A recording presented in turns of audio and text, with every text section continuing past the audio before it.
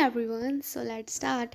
आज मैं टेंसेस पढ़ाऊंगी और इस वीडियो के एंडिंग तो बिल्कुल कैसे भी करके मिस मत कर देना, क्योंकि इस वीडियो के एंडिंग में मैं एक चीज़ बताऊंगी कि ऐसी ट्रिक बताऊंगी जो कि टेंसेस को भूलना पहाड़ तोड़ने से भी ज़्यादा मुश्किल बना देगी, एक टफ टास्क बना देगी, राइट। So let's begin. सबसे पहले नंबर, टेंसेस होता क्या है ये समझाओ मुझे।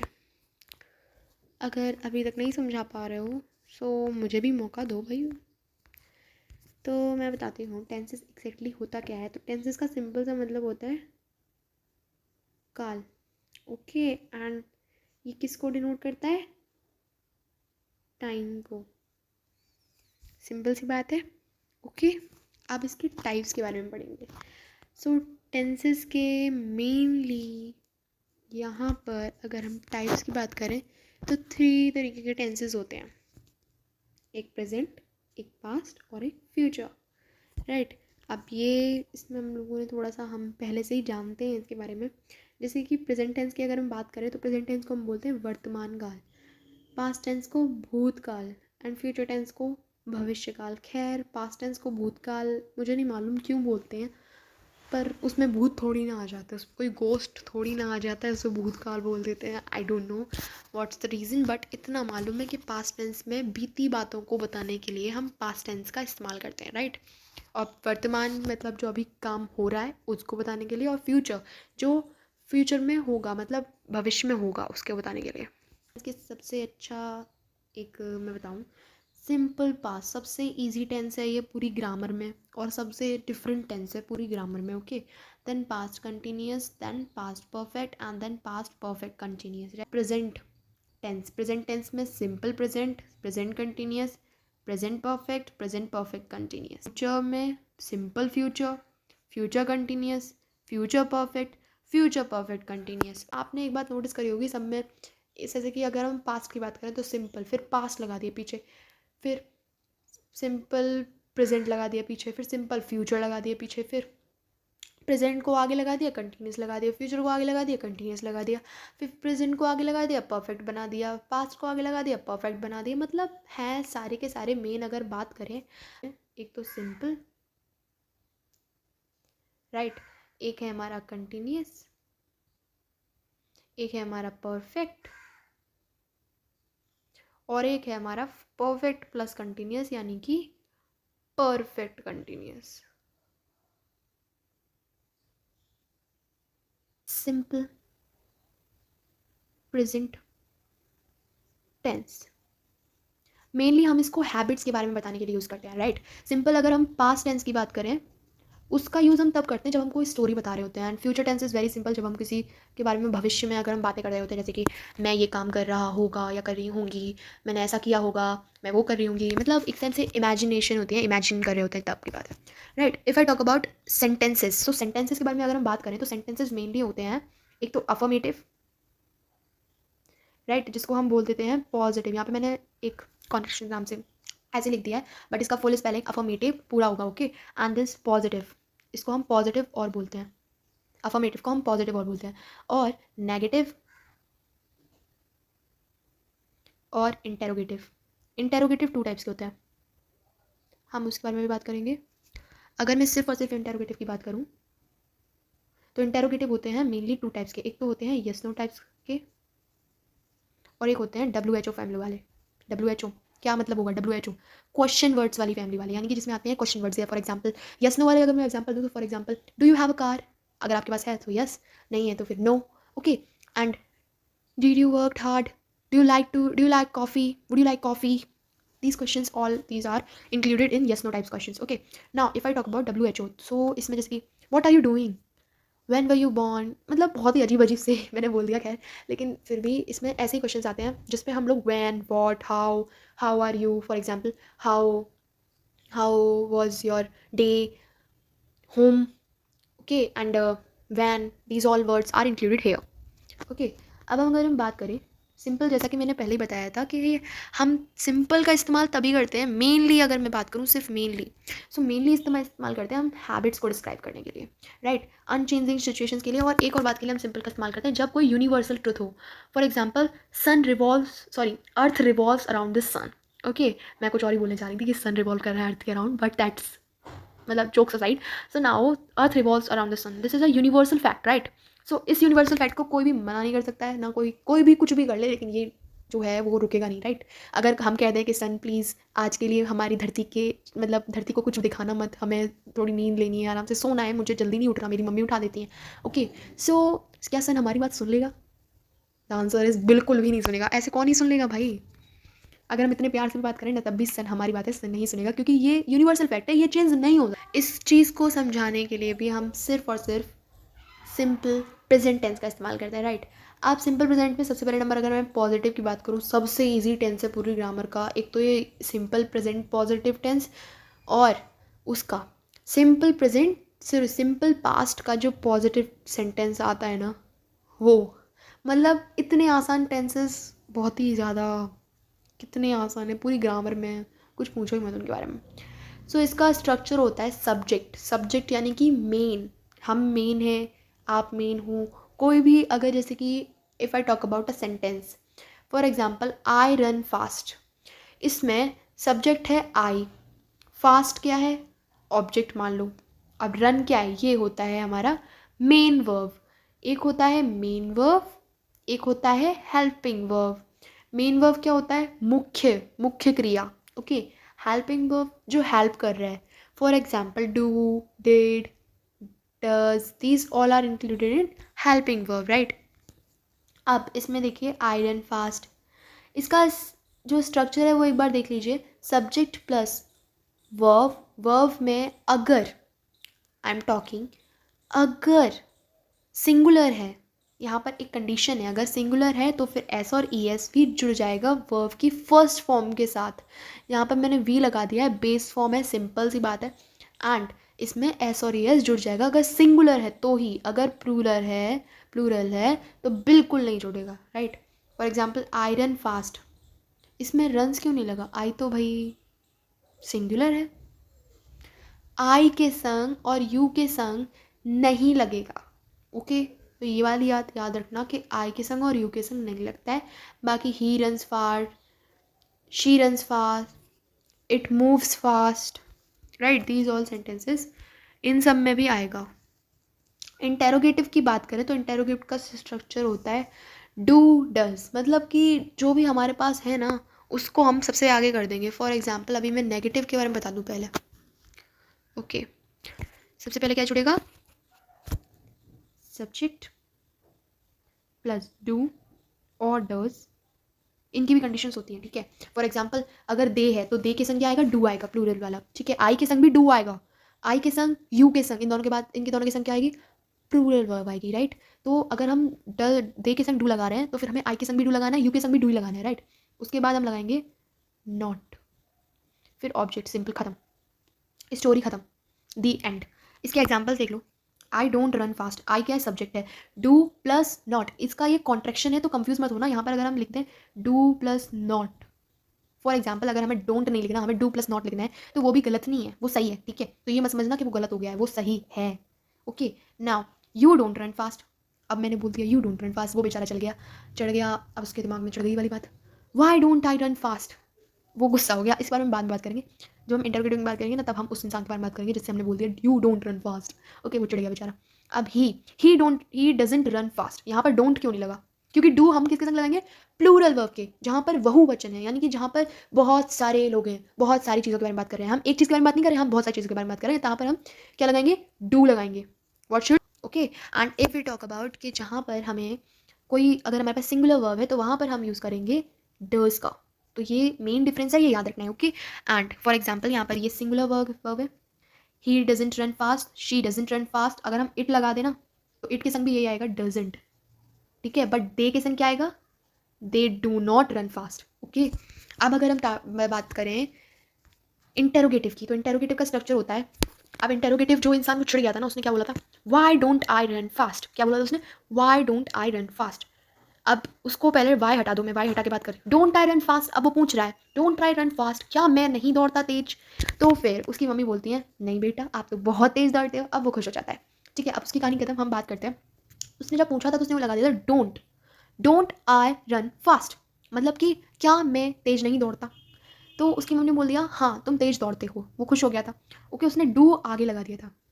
आई के संग हम डू यूज़ करते हैं, लेकिन हम डू को आगे लगा देते हैं। यहाँ पर अगर हम इंटेरोगेटिव की बात कर रहे हैं, राइट, तो हम क्या लगाते हैं, डू, डस को आगे लगा देंगे, सब्जेक्ट, वर्ब और फिर रामकथा यानी कि ऑब्जेक्ट, राइट। तो सब्जेक्ट, वर्ब और फिर मैंने रामकथा बोल दिया, इसका मतलब बाकी का पूरा सेंटेंस। ओके, तो ये मेन एक स्ट्रक्चर है, याद रखना है। सब्जेक्ट, वर्ब और ऑब्जेक्ट, ये तो मेन होते ही होते हैं, इनके आगे बस एक डू और डज और लगा देना है। अब मैंने बात करी थी कि इस तरीके के क्वेश्चंस भी होते हैं जहाँ पर हम इनकी बात नहीं करते हैं, हम जहाँ पर, जैसे कि उससे पहले उसने एक सवाल और पूछा था why don't I run fast. उसने बोला था why don't I run fast, यहाँ उसने वाई लगा दिया था। ये कैसा क्वेश्चन है, WHO फैमिली का क्वेश्चन है, ठीक है। तो जब ऐसे क्वेश्चन आए जहाँ पर WHO फैमिली इन्वॉल्व हो, हमें कुछ नहीं करना है, हमें do, does, subject, verb, object के सबसे आगे महत्वपूर्ण वर्ड लगा देना है WHO फैमिली का, जो कि है यहाँ पर वाई है। कोई और वर्ड्स भी हो सकते हैं, ज़रूरी नहीं है कि हर जगह सिर्फ वाई वाई वाई वाई नहीं लगाना है, हमें उस सेंटेंस के अकॉर्डिंग लगाते हैं। फॉर एग्जाम्पल अगर मैं बोलूँ हाउ आर यू, तो इसमें हाउ आर यू, इसमें हाउ लग सकता है, हाउ, अब how don't I run fast, how do I run fast, अब मतलब बात करते हैं, यहाँ पर वो डोंट नहीं लगा था, वहाँ पर सिर्फ ये पूछता Y do I run fast, ठीक है। तो अगर हम ऐसे बात करें तो वाई डू, फिर आई हमारा सब्जेक्ट है, रन हमारा वर्ब है एंड फास्ट हमारा ऑब्जेक्ट है। तो Y do I run fast, ठीक है। मैं तेज क्यों दौड़ता हूँ। अब उसकी मम्मी ने बोला क्योंकि तुम्हें कोई चीज़ हासिल करनी है, तुम्हारे चॉकलेट कोई छीन के ले गया तो तुम्हें चॉकलेट अपनी वापस लेनी है, राइट। सो इस तरीके से उसकी मम्मी उसे एक्सप्लेन करती थी, लेकिन मेरा एक्सप्लेन करने का मतलब यही है सिंपल सा कि अगर WHO फैमिली है तो कुछ नहीं करना, हमारे पूरे स्ट्रक्चर के आगे सिर्फ एक वही शब्द लग जाएगा जो WHO के फैमिली का मेन शब्द है। ओके, सो पहले नंबर यहाँ पर एग्जाम्पल्स देख लो। एग्जाम्पल्स हैं डू आई रन फास्ट, ठीक है, ये सिंपल है। अगर WHO फैमिली होती तो हम क्या लगा देते, जैसे कि why do I run fast, do you run fast, why do you run fast, does he run fast, why does he run fast, does she run fast, why does she run fast, does it run fast, why does it run fast. अब ये सिर्फ दौड़ने के खेल छोड़ो तुम, why does he play cricket and many more things आ दिया, तो जरूरी नहीं हम सिर्फ दौड़ दौड़ को लेके बैठ जाएं। ओके, अब अगर इसकी बात करें तो ये हमने ये पढ़ लिए थे ऑलरेडी, नेगेटिव हम खत्म कर चुके हैं। अगर इतना समझ में आ गया ना तो बहुत कुछ खत्म हो चुका है। ओके, अब अगर मैं बात करूँ बहुत ही आसान टेंस की, जो कि है सिंपल पास्ट टेंस, कुछ नहीं करना, इसमें तो कुछ है ही नहीं, ये तो बस एक मक्खन है, इसमें हम फिसल के निकल जाएंगे, कोई फर्क नहीं पड़ेगा इस मक्खन को भी। ओके, तो सब्जेक्ट प्लस वर्ब की second form and plus plus object. Positive वाला तो भाई कुछ पूछो ही मत, कुछ कहना देना है ही नहीं इसमें तो, मतलब एक ऐसी बात लिख दी है कि जो हमें बहुत पहले से मालूम है और फिर भी हमने बस एक बात सुन ली। सब्जेक्ट प्लस वर्ब की सेकंड फॉर्म प्लस ऑब्जेक्ट। तो जो सिंपल पास्ट टेंस है ना, उसका जो पॉजिटिव सेंटेंस है, सबसे इजी टेंस सेंटेंस है हमारी पूरी ग्रामर का। और एक और फन फैक्ट बताऊं, पूरी ग्रामर में वर्ब की सेकंड फॉर्म सिर्फ और सिर्फ यही यूज़ हो रही है, तो ये दिमाग में अपने बिठा लो। और वर्ब की सेकंड फॉर्म यूज़ कराने वाला, वर्ब की सेकंड फॉर्म पर इतना बड़ा उपकार करने वाला सिर्फ एक ही सेंटेंस है, जो कि पॉजिटिव सेंटेंस है। किसका सेंटेंस है, तो वो सिंपल पास्ट टेंस का सेंटेंस है। सिंपल सी बात खत्म। अगर हम नेगेटिव की बात करें तो नेगेटिव में ऐसा क्या हो जाता है कि यहाँ पर हम V1 यूज़ कर रहे हैं। हम V1 यहाँ पर इसलिए यूज़ करते हैं क्योंकि डू और डज की सेकंड फॉर्म क्या होती है, डिड होती है। ओके, अगर यहाँ पर सेकंड फॉर्म लगा चुके हैं तो हम बाद में सेकंड फॉर्म क्यों लगाएं, सिंपल सा क्वेश्चन था और बात खत्म हो गई। यहाँ पर हम इसी वजह से नहीं लगाते क्योंकि हम पहले से ही डिड लगा के सब खत्म कर चुके हैं, मतलब लड़ाई होने से पहले ही हमने खत्म कर दिया है। हम बहुत अच्छे बच्चे, हम लड़ाई नहीं लड़ते। ओके, नाउ इसके एक बार ये देख लो स्ट्रक्चर। स्ट्रक्चर बहुत सिंपल है, subject plus did plus not. अगर हम डिड प्लस नॉट लिख देना तब भी गलत नहीं है, डिडंट एक कॉन्ट्रेक्शन भी लिख सकते हैं और डिड प्लस नॉट भी लिख सकते हैं, कुछ गलत नहीं है, ठीक है। और यहाँ पर V1 इसलिए लगाया क्योंकि हम डिड पहले यूज़ कर चुके हैं। Okay, and object. अब क्वेश्चन का मतलब इंटेरोगेटिव सेंटेंसेस का एक स्ट्रक्चर ये होता है कि हमने सब कुछ पीछे छोड़ दिया, यहाँ ऑब्जेक्ट लगेगा, यहाँ ऑब्जेक्ट लगेगा, यहाँ ऑब्जेक्ट लगेगा। ओके, सब कुछ पीछे छोड़ दिया, एक डिड हमारा बादशाह हमने सबसे आगे कर दिया, सिंपल सी बात एंड खत्म। तो इंटेरोगेटिव में एक बात याद रखना, हेल्पिंग वर्ब को सबसे आगे भेज देना है। अगर यहाँ पर हमारा क्वेश्चन कुछ इस तरीके से होता, वाई डिड होता, why did he ate it. Ate क्या है बताओ, एट क्या है, एक फॉर्म ही तो है। Y did he eat it, यहाँ पर ये सही है या गलत है, गलत है। ओके, अगर कोई बोले यहाँ पर ये सही है तो नहीं सही है, क्योंकि यहाँ पर क्या लगेगा, Y did he eat it, first form लगनी है। Okay, so Y did he eat it, वो भुक्कड़ ने ऐसे क्यों खा लिया। मान लो किसी की चॉकलेट रखी हुई है, अब कोई इंसान आया उसकी चॉकलेट खा गया, अब उसे गुस्सा आई तो उसने बोली Y did he eat it, उसने इसे क्यों खाया, उसके पास कुछ खाने के लिए नहीं था, ठीक है। तो इसमें हमने सिर्फ और सिर्फ क्या लगा देना है, ऐसे क्वेश्चन में हमें सिर्फ और सिर्फ पूरा सब कुछ छोड़ फाड़ के एक तो लगा देना है वाई और पूरा सेंटेंस आगे चलता रहेगा और डिड लगा देना है, ठीक है, एंड खत्म। हमने अगर प्रेजेंट टेंस की बात करें तो उसमें हमें लगाना था वाई प्लस डू या डज, एंड खत्म कहानी, दिस इज टेंस। अब ये देखो, इसमें एक फन फैक्ट है, आपको खुद पता करोगे कैसे हैं ये, एकदम से बिल्कुल बहुत ही ज़्यादा अच्छे क्वेश्चन हैं, मतलब एक अच्छा है। इसमें अगर आप देखो तो बताओ मुझे नेगेटिव और पॉजिटिव कौन सा है, बहुत सिंपल सी चीज़ है। He met his wife, met use हुआ है, मैट क्या होता है, मीट का सेकंड फॉर्म होता है, ठीक है, वॉच्ड, वॉच का होता है सेकंड फॉर्म, ओके, वेंट गो का सेकंड फॉर्म होता है, ठीक है, डिडंट स्टडी, डिडंट लगा दिया आगे इस वजह से स्टडी, तो ये है नेगेटिव। अब देखो, the police didn't find any case, police को कोई भी केस नहीं मिली, क्लू नहीं मिला कोई भी, बेचारी पुलिस परेशान है, उसे कुछ नहीं मिला, ठीक है। I became a teacher 2 years ago, मैं जो था वो टीचर बना, बिकम बिकेम, केम लग गया, बिकेम बन गया, सेकेंड फॉर्म लग गया, ठीक है। He bought a new car, he bought by का, ठीक है। वी स्टडीड, स्टडी का, स्टडी हमने ऊपर पढ़ी थी, ये फर्स्ट फॉर्म है और ये हमारा सेकेंड फॉर्म है। I graduated from the university last year, and ये सबसे अच्छा सबसे प्यारा, आई ग्रेजुएटेड, ग्रेजुएट का सेकेंड फॉर्म, सिंपल, खत्म कहानी। अब हम बात करेंगे सिंपल फ्यूचर टेंस की, जहाँ पर हमें भविष्यवाणी करने का जिसको बहुत शौक है उसके लिए यही टेंस बना हुआ है, वो इस टेंस को देखते ही प्रसन्न हो जाता है, उसकी मन की आत्मा बोल पड़ती है ये तो मेरा ही टेंस है। फॉर एग्जाम्पल ढोंगी बाबा, okay. So subject plus will plus verb, यहाँ पर वर्व की कौन सी एकदम वो लगेगी, तो यहाँ पर फर्स्ट फॉर्म लगेगी, ठीक है, तो कंफ्यूज मत हो जाना, यहाँ पर वर्व की फर्स्ट फॉर्म लगनी है, वर्ब की फर्स्ट फॉर्म, ठीक है, तो वर्ब की फर्स्ट फॉर्म लगनी है, तो यहाँ पर लिखना है subject plus will plus verb की फर्स्ट फॉर्म प्लस ऑब्जेक्ट। यहाँ पर जो मैं डैश डैश जैसा आपको जहाँ का भी मिल रहा है ना, वहाँ पर सिंपल सा मतलब है कि आगे का हिस्सा पूरा कर लो, ठीक है। फॉर एग्जाम्पल ऑब्जेक्ट के बाद अगर कोई चीज़ लिखी हुई है, फॉर एग्जाम्पल बड़ा सा सेंटेंस है, तो उसमें हमें आगे का हिस्सा, इसलिए इसमें 3 डॉट्स लगा दी मैंने, सिंपल सी बात खत्म। मेन स्ट्रक्चर है subject plus will plus verb की फर्स्ट फॉर्म प्लस ऑब्जेक्ट, और मेन पार्ट मतलब सॉरी जो पूरा रिमेनिंग पार्ट है सेंटेंस का वो कंप्लीट करो, ओके। अब सेकंड नेगेटिव की बात करें तो हम सब्जेक्ट प्लस विल, और यहाँ पर विल और नॉट का एक कॉन्ट्रैक्शन यहाँ पर नहीं दिया गया है, जो मैं बता देती हूँ, विल और नॉट का कॉन्ट्रैक्शन से बनता है वोंट, तो ये वाली बात कैसी है, ये वाली बात है याद रखने वाली, क्या बनता है, तो वोंट बनता है, ठीक है। तो विल और नॉट के कॉन्ट्रैक्शन से अगर कोई अभी भी पूछने आ जाए कि क्या बनेगा भैया, तो हम बहुत बड़े भैया हैं, बहुत हमें मान्यता दी जाती है, यहाँ पर क्या बनता है, तो वो बनता है विल और नॉट के कॉन्ट्रैक्शन से, जो कि बन जाता है वोंट, तो ये याद रखने वाली बात है। और फिर वुड और नॉट के कॉन्ट्रैक्शन आपको जानते हो कि वुड और नॉट का कॉन्ट्रैक्शन से बनता है वुडंट, ठीक है। अब subject plus will not plus verb की first form, okay, this is done. और ये सिंपल क्या है, सिंपल फ्यूचर टेंस है। इंटेरोगेटिव में पहले ही बता चुकी हूँ, कुछ नहीं करना होता है, एक क्वेश्चन मार्क तो पहले से लगाना ही लगाना है, वो तो हर चीज़ में लगाना है, हमने पहले पढ़ा होगा, उसमें मैंने 3 डॉट्स लगा दिए, इसका मतलब ये पीछे क्वेश्चन मार्क लगना है, भूल मत जाना क्वेश्चन मार्क किसी भी इंटेरोगेटिव क्वेश्चन में। इंटेरोगेटिव जो सेंटेंसेज होते हैं उनकी जान होती है क्वेश्चन मार्क, अगर यहाँ पर क्वेश्चन मार्क नहीं लगाए ना किसी इंटेरोगेटिव सेंटेंस में, टीचर आपका नंबर काट के रख देगा, ठीक है। तो ये भी ज़रूरी होता है, क्वेश्चन मार्क बहुत ज़रूरी है, ठीक है। अब मैंने पहले ही बता दिया कि सब्जेक्ट प्लस वर्ब की फर्स्ट फॉर्म प्लस ऑब्जेक्ट, ये मेन स्ट्रक्चर है, इसके आगे बस हेल्पिंग वर्ब लगाते जाओ, हेल्पिंग वर्ब लगाते जाओ, हेल्पिंग वर्ब लगाते जाओ, एंड यू आर डन, ठीक है। अगर यहाँ पर कोई WHO फैमिली का वर्ड आ जाता, फॉर एग्जाम्पल वाई मुझे बहुत पसंद आ रहा है, हम वाई नहीं यूज़ करेंगे, इस बार हम यूज़ करते हैं कुछ और नया ट्राई करेंगे, इस बार हम यूज़ करेंगे how will I pass the exam, how will I pass the exam, ऐसा कुछ सेंटेंस है कि मैं एग्ज़ाम कैसे पास करूँगी, अगर सही से पढ़ेंगे तो पास हो जाएंगे, राइट। इसका आंसर मैंने सिंपल से दे दिया है। तो इसमें भी सिंपल WHO फैमिली का जो भी वर्ड है आगे घींच दो, उसे घूंस दो, और देन यू आर डन। इसमें बताओ इंटेरोगेटिव, नेगेटिव और पॉजिटिव सेंटेंसेस कौन कौन से, फर्स्ट वाला पॉजिटिव, सेकंड वाला positive, third positive, fourth positive. यहाँ पर वोंट का मैंने कॉन्ट्रैक्शन लिखा हुआ है, वोंट ये कॉन्ट्रैक्शन बनता है, ओके। विल और नॉट का कॉन्ट्रैक्शन क्या होता है, वोंट होता है, ये याद रखने वाली बात है। उसके बाद ये दोनों के दोनों क्या थे, नेगेटिव थे, फिर ये था पॉजिटिव, ये positive, done. And this is interrogative, this is interrogative, question mark ही बता देता है कि मैं इंटेरोगेटिव, चीख के बताता है मैं इंटेरोगेटिव क्वेश्चन, मैं इंटेरोगेटिव सेंटेंस हूँ, मैं इंटेरोगेटिव सेंटेंस हूँ, बहुत चीखता है वो, हमें उसकी चीख जो होती है ना वो सुन लेनी चाहिए।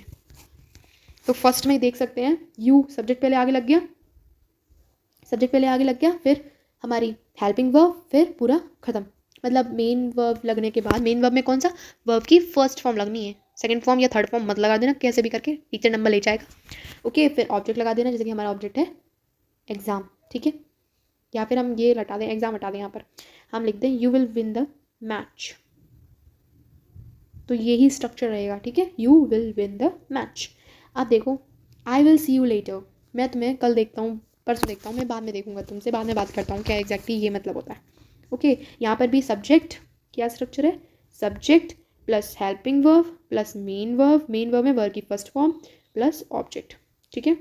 ये स्ट्रक्चर इसमें भी है, ये स्ट्रक्चर इसमें भी है, ये स्ट्रक्चर, फिर इसमें बस एक वो लग जाता है कि वर्ब की हेल्पिंग, सॉरी हेल्पिंग वर्ब के बाद, यानी कि हेल्पिंग वर्ब कौन सा है यहाँ पर, हेल्पिंग वर्ब है विल, राइट, तो इसके बाद हम लगा देते हैं नॉट, एंड सारी स्टोरी खत्म हो जाती है, ठीक है। तो सिंपल सी बात है, यहाँ पर वोंट लिख दिया है, वोंट भी लिख सकते हैं, विल नॉट भी लिख सकते हैं, डोंट भी लिख सकते हैं, डू नॉट भी लिख सकते हैं, डोंट डजेंट भी लिख सकते हैं, डज नॉट भी लिख सकते हैं, डिडंट भी लिख सकते हैं और डिड नॉट भी लिख सकते हैं, मैंने सब बता दिया है। अब your mother will love you for ever, mummy तो सबको प्यार करती हैं भाई, ये तो सिंपल सी एक, ये भी यूनिवर्सल ट्रूथ सा है, okay. So for me it's the universal truth. Will she do it again, क्या वो दोबारा करेगी ऐसा, शायद उसके मतलब एग्ज़ाम में बुरे नंबर आए हैं, या फिर उसने कोई गलती कर दी बहुत ही ज़्यादा, तो उसकी मम्मी बोल रही है क्या वो दोबारा ऐसे करेगी, उसके पापा से बोल रही है, ठीक है, तो वो बोलते हैं कि शायद कर दे।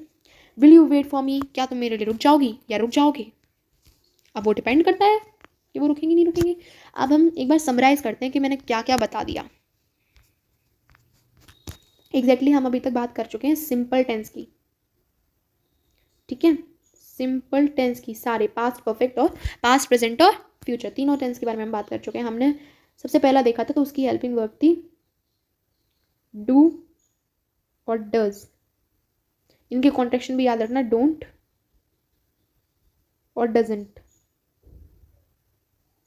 फिर सेकंड वाला हमने जो देखा, उसकी हेल्पिंग वर्ब थी डिड, इसका कॉन्ट्रेक्शन था डिडंट,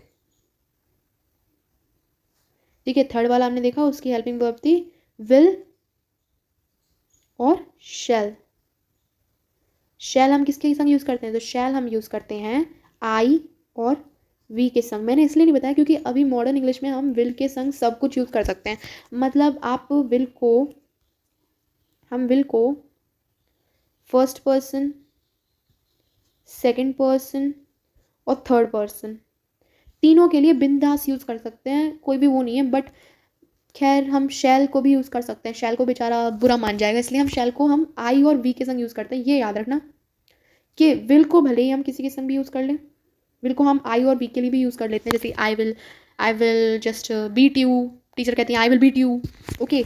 सो हम आई का इस्तेमाल विल के संग कर सकते हैं, बट शैल का इस्तेमाल भी हम करते हैं। शैल हम लेस प्रोबेबिलिटी के लिए करते हैं, अगर हमें थोड़ा सा I shall beat you, that's somewhat sound like के कम प्रोबेबिलिटी, शायद मारें, ज़रूरी नहीं है कि पटी जाएँ हम आज के दिन, ठीक है। तो ऐसे केसेस होते हैं, विल और शैल दोनों की आप समझ चुके हो। उसके बाद इंटेरोगेटिव में मैंने एक ही बात बताई थी कि सारा सेंटेंस है सब्जेक्ट प्लस वर्ब की फर्स्ट फॉर्म प्लस ऑब्जेक्ट, सब पीछे रहने दो, आगे लगा दो हेल्पिंग वर्ब। और अगर WHO फैमिली का वर्ड आ रहा है तो हम यहाँ पर जो है ना WHO फैमिली लगा देंगे, फैमिली का वो वर्ड लगा देंगे। For example how, for example when, for example what, why, where, ऐसे जितने भी वर्ड्स हैं उन सब का इस्तेमाल हम यहाँ कर सकते हैं अगर कोई वर्ड आ रहा है, ठीक है। अब देखो पॉजिटिव, नेगेटिव, इंटेरोगेटिव। अब हम किसके बारे में बात करने जा रहे हैं, कंटिन्यूस। पहले एक और बात कंटिन्यूस समझ लो। कंटिन्यूस टेंस होता है, इसका इस्तेमाल हम तब कर रहे होते हैं जब कोई काम चल रहा होता है,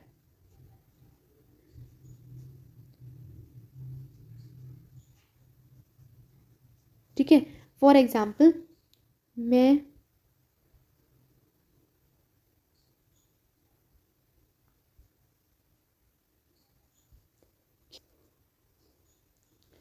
खेल रही हूँ, इसमें क्या हो रहा है कि अभी मैं खेल रही हूँ। सो मैं ये लिखूँगी, अगर इंग्लिश में बात करें तो मैं लिखूँगी आई एम प्लेइंग। अगर यहाँ पर होता मैं क्रिकेट खेल रही हूँ, तो मैं लिखती हूँ आई एम प्लेइंग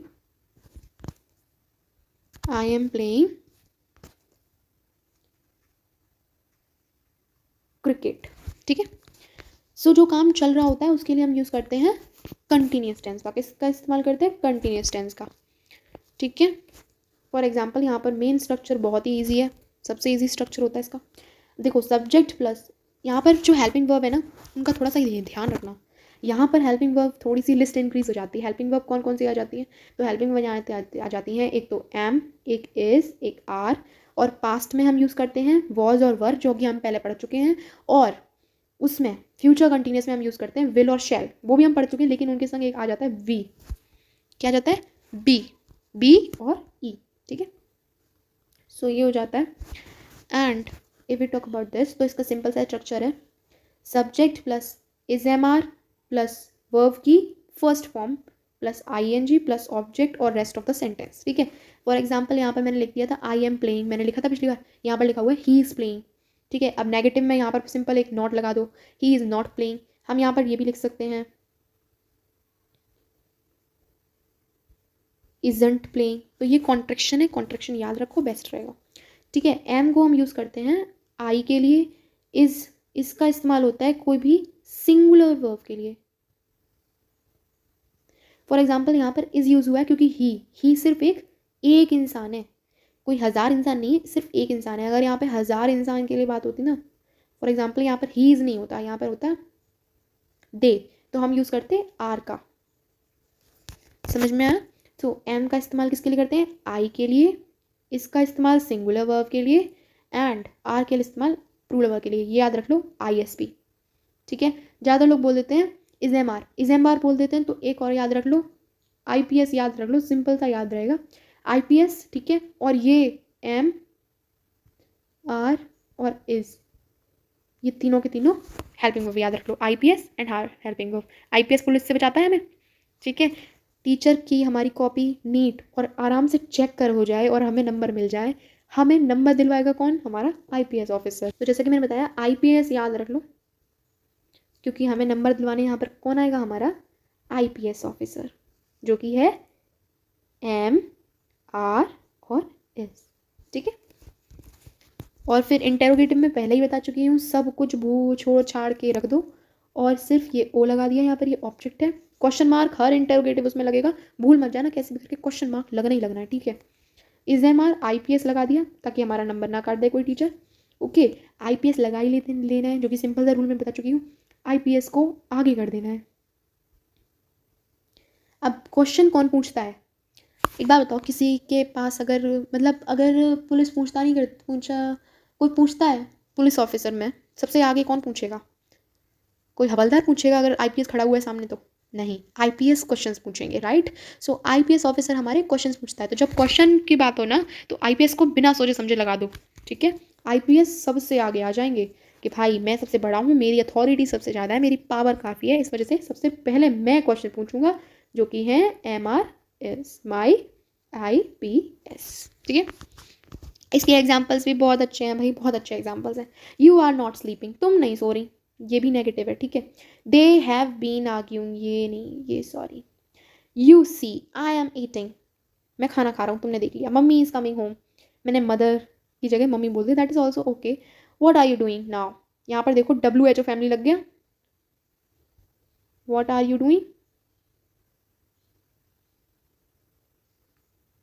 तो एक और बात याद रखना, WHO फैमिली से बड़ा कोई नहीं है।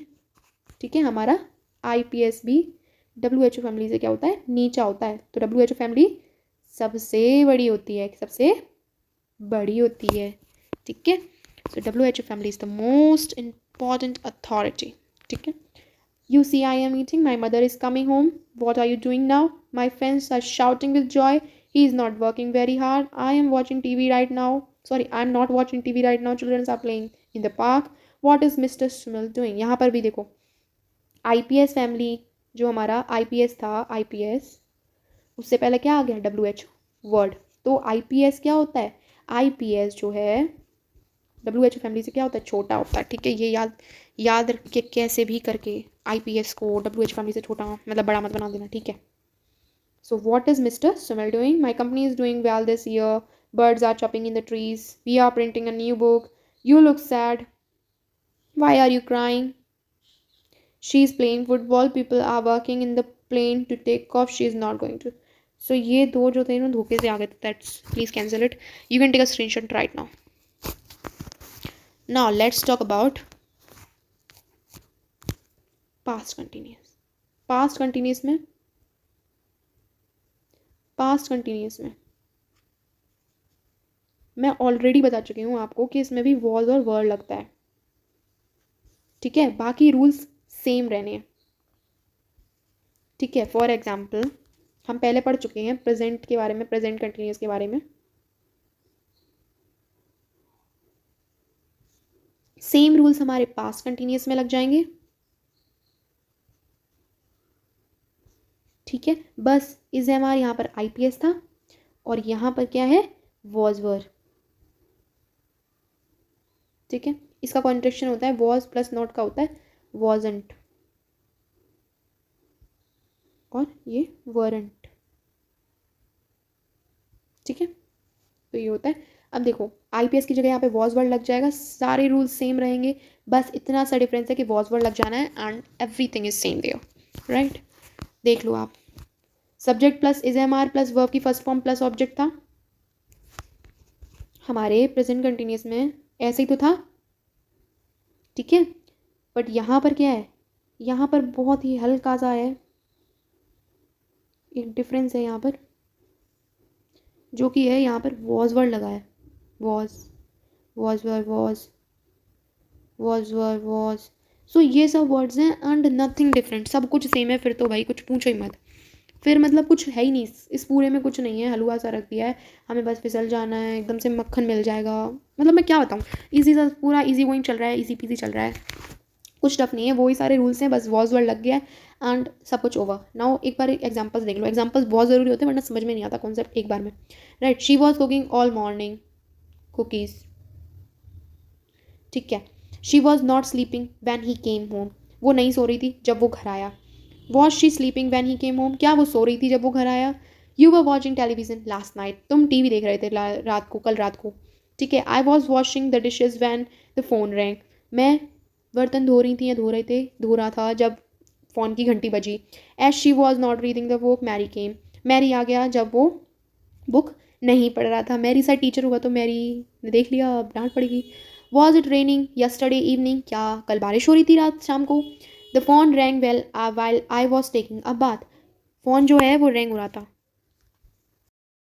So was it raining yesterday evening. क्या कल बारिश हो रही थी. The phone wrong well I was taking a bath. Phone तब बजा जब मैं नहा रही थी या नहा रहा था. ठीक है, he was not working when I called him. वो वर्क नहीं कर रहा था जब मैंने उसे कॉल किया था. I was reading an interesting book last night. कल रात को मैंने एक बहुत ही अच्छी बुक पढ़ी थी, आपको भी पढ़नी चाहिए. At midnight we were still driving through the desert. हम रेगिस्तान में ड्राइविंग कर रहे थे. हमें बहुत शौक था, रात बिल्कुल आधी रात में, बहुत शौकीन हैं हम इन सब बातों के. Now let's start with future continuous. Okay, तो फ्यूचर कंटिन्यूस बहुत ही ज़्यादा इजी चीज़ है. इसमें क्या होगा, बस बी लग जाना है.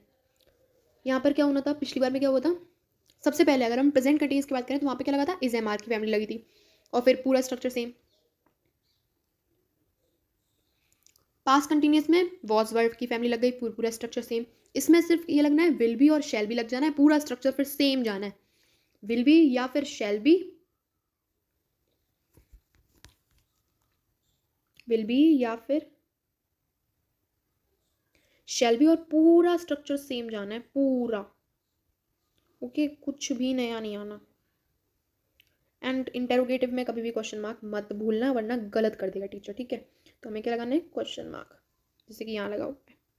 ठीक है, सो देखो हम एक बार इसके एग्जांपल्स देखते हैं. It will be storming tomorrow. कल बहुत ही बुरी तरीके से वेदर कंडीशन इतनी बुरी होगी कि हमें कहीं भी जाना नहीं चाहिए. ठीक है, it will not B storming tomorrow. कल की वेदर कंडीशन बहुत अच्छी होगी, कल तूफान तो नहीं आने वाला. Will it be storming tomorrow. क्या कल तूफान आएगा. ठीक है, यहाँ पर वही सेम स्ट्रक्चर है. ठीक है, बस विल भी लगा देना है, सिंपल सी बात खत्म. अब नई बात क्या आया है, नई बात ये आई है विल नॉट प्लस में भी आएगा, ये याद रखना. हम कॉन्ट्रैक्शन देख चुके हैं राइट, तो विल नॉट का कॉन्ट्रैक्शन क्या होता है, वोंट आता है, तो इसमें विल और नॉट संग में आते हैं। तो ये याद रखना कि विल बी नॉट नहीं आता है, विल नॉट भी आएगा। यही एक अलग सा पॉइंट है जो कि बहुत सारे लोग भूल जाते हैं, ऑफ कोर्स मैं भी भूल जाती थी। बट इसमें एक बात याद रखना, हम वोंट बनाते हैं, क्या बनाते हैं, हम क्या बनाते हैं, हम वोंट बनाते हैं। वोंट में विल और नॉट क्या होते हैं, संग में होते हैं, इन दोनों का संगम होता है, ठीक है। तो बी इनके संगम को, जो हमारा बी है वो इनके संगम को नहीं तोड़ता है, ठीक है, तोड़ता नहीं है, ठीक है। और फिर सिंपल पूरा स्ट्रक्चर फॉलो होगा। तो बस इतना, ये मेन बात थी याद रखने वाली। और इसमें हमारा सेंटेंस कुछ इस तरीके से बन रहा है, इट विल नॉट बी, ये याद रखने वाली बात है। स्टॉर्मिंग टुमारो, कल बिल्कुल भी मतलब हवाई तूफान बिल्कुल नहीं होगा, ठीक है। अब विल सब्जेक्ट, अब देखो, अब एक बात बताओ, जब बी संग में नहीं था, जब बी इस दुनिया में नहीं था, जब बी हम लोगों ने नहीं पढ़ा था, तो विल और सब्जेक्ट संग में आते थे, विल और नॉट संग में आते थे। तो इनके संगम को बी कुछ भी करके कैसे भी नहीं तोड़ेगा। तो विल भी फिर सब्जेक्ट मत लगा देना, विल नॉट भी लगता है, वैसे ही विल सब और फिर be, will subject plus be, ठीक है। तो विल बी प्लस सब्जेक्ट नहीं होता है, ना ही कि विल बी प्लस नॉट होता है। होता क्या है, विल नॉट बी और will plus subject plus be, ठीक है। सो यहाँ पर ये बन रहा है will it be storming tomorrow, क्या कल ऐसा होगा, क्या कल ऐसा तूफानी मौसम होगा। अब ये कुछ मैं ऊपर ऊपर के पढ़ देती हूँ। फॉर एग्जाम्पल, हम लोगों ने WH फैमिली बहुत देर से नहीं देखी, तो मैं बता देती हूँ। WH फैमिली अगर यहाँ पर यूज़ होती है तो will you be waiting for me, why अगर यहाँ पर होता सिंपल, तो यहाँ पर हमारा वाई आगे लग जाता और कुछ नहीं बदलता, पीछे का सेंटेंस पूरा सेम का सेम रहता, बस पीछे कुछ नहीं बदलता, आगे लग जाता वाई। अब will she be watching tomorrow, watching TV, why, ठीक है। तो सिंपल वाई लगाती जाओ और कुछ नहीं होता है, वाई लगाओ और बस खत्म कहानी। I will not be loving you, फिर will she be watching TV, why will she be watching TV, I will not be trying to do it. Do not worry. I promise. They will not be writing letter to each other. Okay.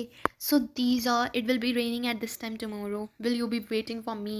When you arrive, I will be sitting in the park. So these all sentences are there, and it's very easy to understand. तो perfect tense बहुत simple है.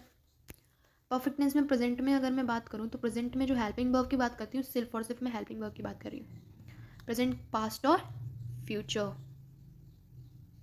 तो present, past और future, इसमें present tense में कौन कौन सी helping verb आती हैं, तो इसमें आती हैं हैव, जो कि लगता है प्लूरल के संग आता है, ठीक है, और हैज़ जो कि सिंगुलर के संग आता है। बट हैज़ कभी भी आई के संग नहीं आता, आई के संग हमेशा हैव आता है, यू के संग भी हमेशा हैव आता है, ठीक है। पास्ट में एक ही वर्ब होती है हेड, कोई चिंता ही नहीं है, first person, second person, third person सबके संग हेड लगाते चलो। फ्यूचर में होता है विल हैव और शैल हैव, इसमें भी कुछ टेंशन नहीं है, यहाँ पर हैज़ नहीं जुड़ता है, ना ही हैड जुड़ता है, यहाँ पर जुड़ता है हैव। तो will have, shall have, will और शैल के बारे में पढ़ चुके हैं। विल के संग हम सारे पर्सन्स लगा सकते हैं, first person, second person, third person. Shall के संग सिर्फ हम आई और वी लगा सकते हैं, ठीक है। So let's see first of all, यहाँ पर देखो ये गए रूल्स, ठीक है।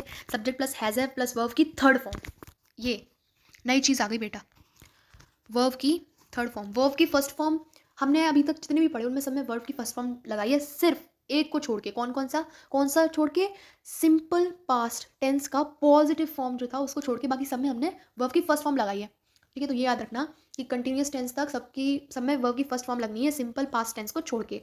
फिर जब परफेक्ट टेंस पे आते हैं तब हम वर्ब की थर्ड फॉर्म लगाना शुरू होते हैं, और सिर्फ वो वर्ब की थर्ड फॉर्म कहाँ लगती है, तो वो वर्ब की थर्ड फॉर्म सिर्फ लगती है परफेक्ट टेंस में, प्रेजेंट परफेक्ट कंटिन्यूस टेंस में या फिर पास्ट परफेक्ट कंटिन्यूस टेंस में या फिर फ्यूचर परफेक्ट कंटिन्यूस टेंस में ये नहीं लगती है, ठीक है। वहाँ पे वर्ब की फर्स्ट फॉर्म लगती है, तो वर्ब की फर्स्ट फॉर्म का सबसे राजा है वो पूरी फॉर्म्स का, ठीक है, तो उन्हें भूलना नहीं है। वर्ब की थर्ड फॉर्म खैर थोड़ी सी मतलब याद रखने वाली चीज़ है, और वर्ब की सेकंड फॉर्म भी, ठीक है। तो वर्ब की थर्ड फॉर्म यूज़ होगी परफेक्ट टेंस में, subject plus has have plus verb की third form plus object, you have written a letter. ऐसे सब्जेक्ट प्लस हैज़ हैव, फिर नॉट लगा दो, सिंपल सी बात है, जब नेगेटिव सेंटेंस आता है तो नॉट लगा देना होता है हेल्पिंग वर्ब के बाद, ठीक है। You have not written a letter, has have subject plus verb की थर्ड फॉर्म प्लस ऑब्जेक्ट, हमने पहले ही पढ़ चुके हैं कि सारी राम कथा के आगे लगा दो हैज़ एंड हैव, और फिर क्वेश्चन मार्क तो सबसे ज़रूरी होता है इंटरोगेटिव में, ठीक है। उसके बाद अगर हम पास्ट की बात करें तो इसमें हेड लग जाना है, बाकी सेम रूल्स अप्लाई होने हैं, यहाँ पर ये सेम रूल्स अप्लाई होंगे यहाँ पर, बस क्या लग जाना है, एक हेड लग जाना है, देख लो तुम, हर जगह से मैच करके देख लो, बिल्कुल सेम रूल्स हैं, बिल्कुल टिप टॉप कॉपी, ठीक है। You have written a letter, you had written a letter, you had not written a letter, you had not written a letter, had you written a letter, had she taken tea, she had not taken tea, she had taken tea, ठीक है। तो ये सारे examples हैं, okay. अब हम future की बात करें तो फ्यूचर में भी क्या लग जाना है, कोई पहाड़ उखड़ जाना है, नहीं, सारे रूल्स सेम है। इसके जो रूल्स है ना वो इधर भी सेम रहेंगे और वो इधर भी सेम है, बस हेल्पिंग वर्ब चेंज होनी होती है। हेल्पिंग वर्ब याद रख लो, पूरा सब कुछ याद रहेगा। हेल्पिंग वर्ब और प्रेजेंट टेंस का पूरा अच्छे तरीके से याद कर लो, बस खत्म, फिर सब खत्म, फिर तो सब कुछ याद हो जाता है। हैव, विल हैव और शैल हैव लगता है यहाँ पर, हेल्पिंग वर्ब के रूप में विल हैव और शैल हैव लगता है। हमने कंटिन्यूस टेंस में भी पढ़ा था, फ्यूचर कंटिन्यूस टेंस में, कि अगर विल हैव और शैल हैव लग रहा है, वहाँ पर विल बी और शैल भी लग रहा था ना, तो वहाँ पर बी किसी के संग में इंटरफेयर नहीं करता है। फॉर एग्जाम्पल यहाँ भी हैव इंटरफेयर नहीं करेगा, विल नॉट हैव आएगा, विल हैव नॉट नहीं आएगा, वहां पर विल बी नॉट नहीं आता था, विल नॉट भी आता था। ऐसे will plus subject plus have plus verb की थर्ड फॉर्म प्लस ऑब्जेक्ट आता है, will plus have plus subject की word form, subject plus verb की थर्ड फॉर्म नहीं आती है, ठीक है। तो विल जो जो होता है ना, विल और शैल, ये अगर किसी के संग अपना जोड़ मेल बनाते हैं, किसके संग बनाते हैं, हैव और बी के संग, तो ये जो दोनों है ना, ये इंटरफेयर नहीं करते हैं, इन्हें पसंद नहीं है इंटरफेरेंस। ये सब्जेक्ट जैसा चल रहा होता है ना वैसे ही चलते रहते हैं, सब्जेक्ट को भी चलने देते हैं, और जो हमारा नॉट होता है उसको भी ये लोग चलने देते हैं, इनका कोई मतलब नहीं है। तो विल भी खुश रहता है इनसे, ये भी खुश रहते हैं will say. I will have taken the exam, ठीक है, I will have not taken the exam, will I have taken the exam, तो हम पहले ही पढ़ चुके हैं। अगर कोई इंटरोगेटिव आए उसमें सब बिना सोचे समझे अपनी हेल्पिंग वर्ब को राजा बना दो, सबसे आगे बैठा दो, एंड दैट पूरा फिर रिमेनिंग पार्ट कैरी ऑन रखो, ठीक। अब हम बात करेंगे किसके बारे में, किस बारे में बात करने वाले हैं हम, तो भाई अब हम बात करेंगे हमारे लास्ट टॉपिक के बारे में, ठीक है। तो ये क्या है, ये है प्रेजेंट परफेक्ट कंटिन्यूस, ये है past perfect continuous, okay. Present perfect continuous में रूल्स मतलब मैं क्या ही बताऊँ, वर्ब की फर्स्ट फॉर्म लगनी है, पूरे कंटिन्यूस टेंस में वर्ब की फर्स्ट फॉर्म लगती है, ठीक है। तो वर्ब की first form plus ING plus object. अब आप एक बार रिमेंबर करो, पीछे जाओ अपनी, मतलब पीछे दुनिया में जाओ, एक और बार सोचो, थोड़ा सोच के आओ, हमने ये सब पढ़ चुके हैं हम लोग, present perfect, sorry present continuous, past continuous और फ्यूचर कंटिन्यूस में हम सब कुछ पढ़ सके हैं। बस इतना सा डिफरेंस हो जाता है कि यहाँ पर हमें हैज़ बीन और हैव बीन, हैड बीन और हैड बीन, देखो हैज़ बीन और हैव बीन, हैड बीन और विल हैव बीन और शैल हैव बीन, यही लगाना होता है बस। हेल्पिंग वर्ब का डिफरेंस सब खत्म हो जाता है। एक नई बात यहाँ पर, एक वो नई बात रह जाती है यहाँ पर, ये सिंस और एक होता है फॉर, ये है नया कंसेप्ट। एक होता है हमारा सिंस और एक होता है हमारा फॉर। आपने सुना भी होगा फॉर 2 आवर्स, सिंस 1960। अब मैं इसका डिफरेंस बताती हूँ, ये दोनों ही हम कहाँ यूज़ करते हैं, हम यूज़ करते हैं परफेक्ट कंटिन्यूस टेंस में, परफेक्ट कंटिन्यूस टेंस में, ठीक है। इसका इस्तेमाल हम यहाँ पर करते हैं। तो इसका मेन डिफरेंस होता है कि सिंस जो होता है ना, सिंस किसी ऐसी टाइम ड्यूरेशन को बताने के लिए यूज़ होता है, ऐसी टाइम ड्यूरेशन को बताने के लिए यूज़ होता है जो कि स्टार्ट तो हो गई है बट कहाँ तक जाएगी पता नहीं। और जो हमारा फॉर होता है वो ऐसी टाइम ड्यूरेशन को बताने के लिए यूज़ होता है, ऐसी टाइम ड्यूरेशन को बताने के लिए यूज़ होता है जो स्टार्ट भी हो चुकी है और ख़त्म भी हो चुकी है, ठीक है। फॉर एग्जाम्पल हम बोलते हैं 2 hours, two hours for example 12 बजे से शुरू हुआ था, 2 बजे हम बोल रहे हैं फॉर 2 आवर्स, ठीक है। तो वो ड्यूरेशन पहले 12 बजे शुरू होगी, ये भी हमें मालूम पड़ जाएगा। अगर 2 बजे बोलोगे तो हमें मालूम पड़ जाएगा 12 बजे से इंतजार कर रहा है कोई हमारे लिए, या फिर अगर हम बोलेंगे 12 बजे तो हमें समझ में आ जाएगा कि वो 10 बजे से इंतजार कर रहा है हमारे लिए, ठीक है। लेकिन यहाँ पर हम बोल देते हैं जैसे कि 1960, तो हमें नहीं मालूम 1960 वो कभी भी बोल सकता है, अपनी ज़िंदगी भर में कभी भी बोल सकता है। फॉर एग्जाम्पल वो ये भी बोल सकता है कि मैं 1960 से अपनी ज़िंदगी काट रहा हूँ, फॉर एग्जाम्पल वो तब बॉर्न हुआ होगा, राइट। तो उसने अपनी जो अपनी बर्थ है, अब ये तो डेथ हमारी कोई भी डिसाइड नहीं कर सकता, हम तो डिसाइड नहीं कर सकते, राइट। लेकिन अब डेथ का स्टार्टिंग तो है बट कोई एंड नहीं है, इसलिए हम यूज़ कर देते हैं सिंस का। For example since 1960 this house was there, this house is standing, ये हाउस जो है, ये घर जो है, बिल्डिंग जो है, वो सिंस 1960 से यहीं पर है, ठीक। यहाँ पर बस एक तो उसका लग जाता है सिंस का और एक लग जाता है फॉर का, इतना सा डिफरेंस है। बाकी ये पूरा ही कंटिन्यूस टेंस रिपीटेड है, बस हेल्पिंग वर्ब चेंज होती है, ठीक है। तो बस हेल्पिंग वर्ब याद रख लो। और बीन, यहाँ पर नया कॉन्सेप्ट लगता है बीन का, ये बीन, ये क्या बीन, बीन कहेंगे, ये क्या। और किसी भी संग, ये भी आप देख चुके हो कि will be, will have been और विल। अब यहाँ पर आप देख लो हैज़ बीन, हैव बीन, ये जो बीन होता है ना, ये किसी के साथ इंटरफेयर नहीं करता।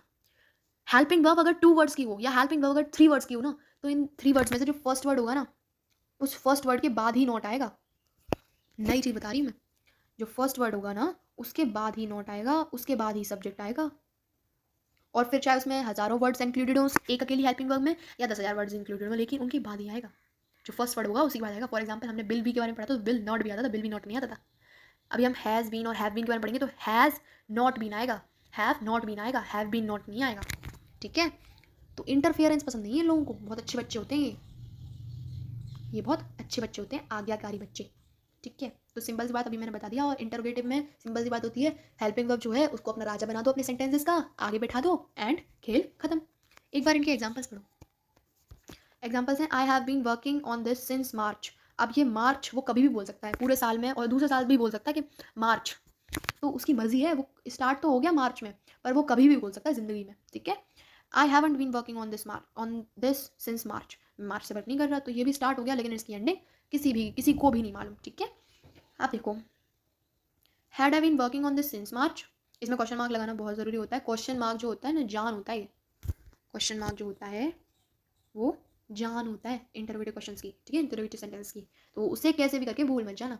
ठीक है, अब इधर भी हम पढ़ चुके हैं, हैड बीन लगना है, बस सिंपल सी बात है, हैड बीन लगाते जाओ एंड पूरा स्ट्रक्चर टिप्टो कॉपी है। इधर पूरा स्ट्रक्चर जो है ना, वो पूरा का पूरा टिप्टो कॉपी है, बस इतना सा डिफरेंस रह जाता है कि यहाँ पर क्या है, हैव एज, और यहाँ पर क्या है, हैड।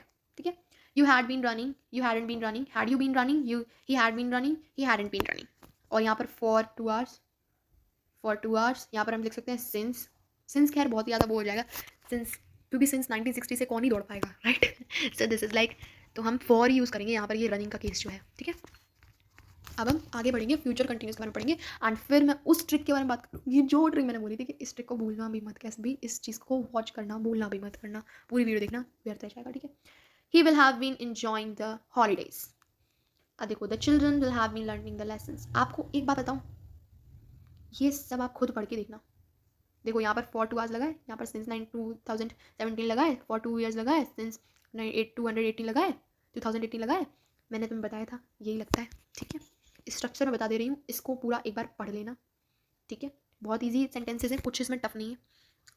अब देखो, विल हैव बीन, यहाँ पर क्या लगेगा, विल हैव बीन और प्लस शैल हैव बीन।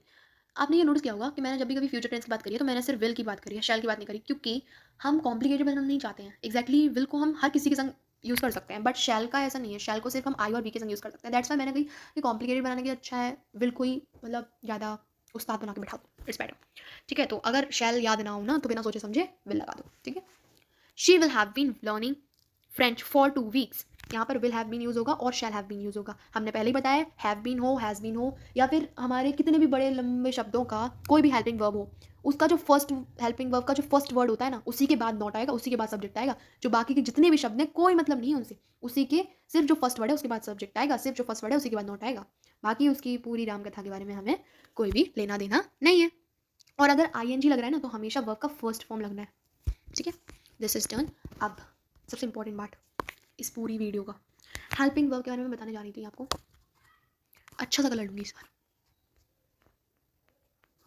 तो देखिए, do, does, did, will, shall, is, am, are, was, were, has, have, had, यही सारे तो होते हैं हमारे हेल्पिंग वर्ब, राइट, यही सारे तो हैं। एक और बात, जब इन सबका कॉम्बिनेशन बने ना, for example will have, shall have, और विल बी, शैल बी, इन सब का जब कॉम्बिनेशन बनता है ना, तो सिर्फ और सिर्फ जो फर्स्ट वर्ड होता है, जो फर्स्ट वर्ड होता है सिर्फ वो मैटर करता है, उसी के बाद नॉट आता है, उसी के बाद सब्जेक्ट आएगा, उसी से लेना देना रखना है, उसके अलावा किसी से कोई भी लेना देना नहीं है। अब ट्रिक के बारे में बात करते हैं। ठीक है, जो मैं ट्रिक की बात करी थी इतनी देर से, उसके बाद बात करते हैं। ही, शी, इट, नेम, ये क्या है, सिंगुलर है। सिंगुलर के संग, सिंगुलर में भी आपने नोटिस किया होगा एस आता है, क्या आता है, एस आता है। और इनके संग जो वर्ड्स प्रयोग होंगे, जो हेल्पिंग वर्ब आएंगी, उनमें क्या आना चाहिए, एस आना चाहिए। For example does, for example was, for example has. ठीक है, सो इन सब के संग क्या यूज़ होगा, क्या यूज़ होगा, सिंगुलर वाला।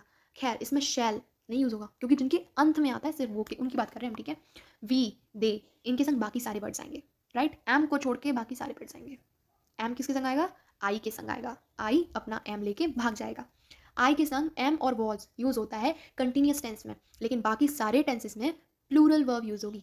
ठीक है, और यू के संग भी, भले ही उसे हम किसी एक इंसान के लिए बोल रहे हैं, भले ही उसे हम सारे के लिए बोल रहे हैं, बट फिर भी हम क्या बोलेंगे कि उनके संग, किनके संग, यू के संग हमेशा प्लूरल वर्ब यूज़ होगी। सो मैं ये रिकमेंड करूँगी कि इसका पूरे का स्क्रीनशॉट ले लो, ओके, जल्दी से। And then thank you. अगर अभी भी कोई डाउट है so you are free to ask me in the comment section. Okay, this bye bye.